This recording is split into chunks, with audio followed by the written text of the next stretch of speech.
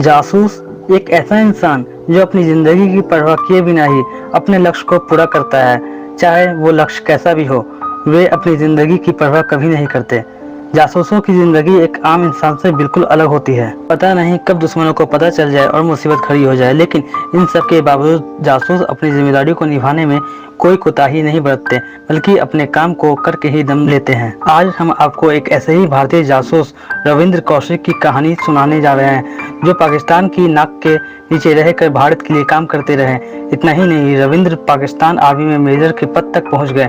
इतने बड़े काम को कौशिक ने कैसे अंजाम तक पहुंचाया, चलिए जानते हैं देश के लिए जान की बाजी लगाने वाले इस रियल हीरो की कहानी।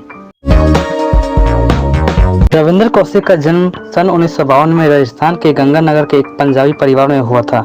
बचपन से थिएटर में अदाकारी दिखाने का शौक रखते थे रविंद्र कौशिक, लेकिन किसे पता था कि स्टेज पर अपनी अदाकारी दिखाने वाले रविंद्र अपनी जिंदगी के बाकी सालों में स्टेज पर नहीं बल्कि असल जिंदगी में अपनी अदाकारी दिखाएंगे। सन 1975 में जब वे स्नातक की पढ़ाई कर रहे थे, तभी एक नेशनल ड्रामा प्रेजेंटेशन में उन्होंने भाग लिया। तभी भारत की खुफिया एजेंसी रॉ ने इस युवक की प्रतिभा को पहचाना और अपनी स्नातक की पढ़ाई पूरी करने के बाद रविंद्र ने खुफिया एजेंसी ज्वाइन कर ली। तब कौशिक की उम्र महज 23 साल थी और इसी दौरान वे रॉ के अंडर कवर एजेंट बन गए। उन्हें अंडर कवर एजेंट बनाकर पाकिस्तान भेजा जाना था, जिसके लिए उन्हें दिल्ली में विशेष प्रशिक्षण भी दिया गया। उन्होंने प्रशिक्षण के दौरान उर्दू पढ़ना व बोलना सीखा। मुसलमानों के धार्मिक ग्रंथों व पाकिस्तान के स्थानों से उन्होंने अपने आप को रूबरू कराया।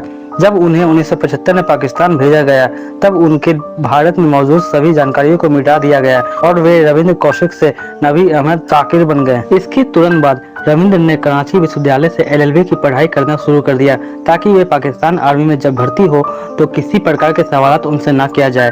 इसके कुछ दिनों बाद वे पाकिस्तान आर्मी में भर्ती हुए और थोड़े दिनों में ही मेजर बन गए। इस बीच उन्होंने इस्लाम धर्म को स्वीकार किया और एक स्थानीय लड़की अमानत से विवाह कर दिया। उनके यहाँ एक बच्चे ने भी जन्म लिया। सन 1979 से 1983 के बीच उन्होंने भारतीय सुरक्षा फौजों को कई खुफिया जानकारी दी, जिसका बड़ा फायदा हुआ। नबी अहमद के द्वारा अमूल्य जानकारी भेजने के कारण वे भारतीय सुरक्षा सर्किल में ब्लैक टाइगर के नाम से पहचाने जाने लगे। यह नाम खुद भारत की तत्कालीन प्रधानमंत्री इंदिरा गांधी ने ही उन्हें दिया था। सन 1983 में इनायत मसीहा को भारतीय रॉ ने नबी अहमद की मदद के लिए भेजा, लेकिन इनायत को पाकिस्तान की इंटेलिजेंस एजेंसी ने पकड़ लिया और नबी अहमद की पहचान बताने के लिए कड़ी सजा दी। इतनी टॉर्चर मिलने की वजह से इनायत मसीहा ने सारा सच उगल दिया। नबी अहमद के राज से पर्दा उठने के बाद रविंद्र कौशिक को पाकिस्तानी आर्मी ने गिरफ्तार कर लिया। उन्हें 1983 से 1985 के बीच पाकिस्तानी आर्मी ने कड़ी यातनाएं दी और बाद में उन्हें जेल भेज दिया गया। पहले उन्हें मौत की सजा दी गई थी, लेकिन बाद में सुप्रीम कोर्ट ने उनकी मौत की सजा को आजीवन कारावास में बदल दिया। कौशिक ने अपनी जिंदगी के 16 साल पाकिस्तान की विभिन्न जेलों में बिताए। इनमें मियांवाली और सियालकोट भी शामिल है। पाकिस्तानी जेलों की खराब इंतजाम के कारण उन्हें अस्थमा और टीबी हो गया, जिसने बाद में और भयानक रूप धारण कर लिया और तब से वे बीमार रहने लगे। अत्यधिक यातनाएं सहने से इस भारतीय वीर सिपाही की हृदय गति रुक जाने की वजह से 49 की उम्र में ही उनकी मौत हो गई। इस वीडियो पर आपकी क्या प्रतिक्रिया है, कमेंट सेक्शन में हमें जरूर बताएं और साथ ही वीडियो को लाइक करें, शेयर करें और सब्सक्राइब करें हमारे डिजिटल चैनल लगातार अपडेट्स।